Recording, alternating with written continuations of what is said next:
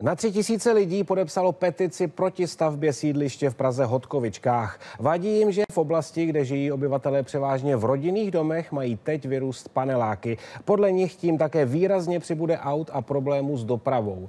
Včerejší zastupitelstvo kvůli tomu bylo hodně bouřlivé.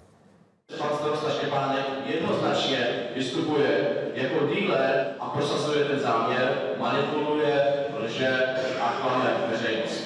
Člověk, který se takto chová, není hoden toho být starostu.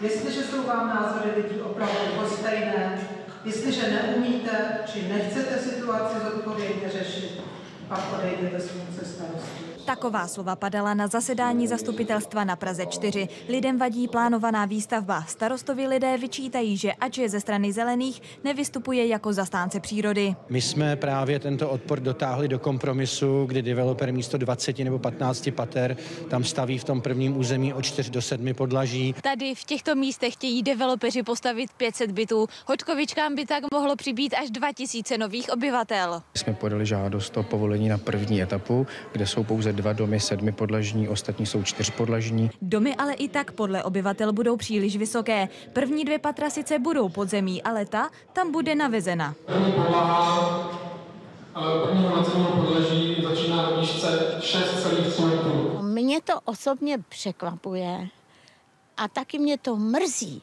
My jsme volili Zelené a ti vyhráli a okupují dneska vedení Prahy 4, takže by se měli zastávat občanů. Vadí mi jejich výška, vadí mi jejich masa. Ty domy se absolutně nehodí do té naší čtvrti, která je vilová, kde jsou domy velikosti 10 metrů, 12 metrů až po střechu. Zastupitelé nakonec přijali usnesení, že berou petici občanů na vědomí. Z pohledu obyvatel se ale nevyřešilo nic. Myslím si, že to udělali šikovně, že to udělali nějakou politickou fintu. Je mi z toho dopláču, upřímně řečeno, ale boj jde dál. Respektujeme jejich obavy, jejich strachy, jejich názory a výsledný projekt, který tady vidíte, právě vyjadřuje jejich připomínky. Součástí sídliště má být také školka a park. Veronika Polášková, Televize Nova.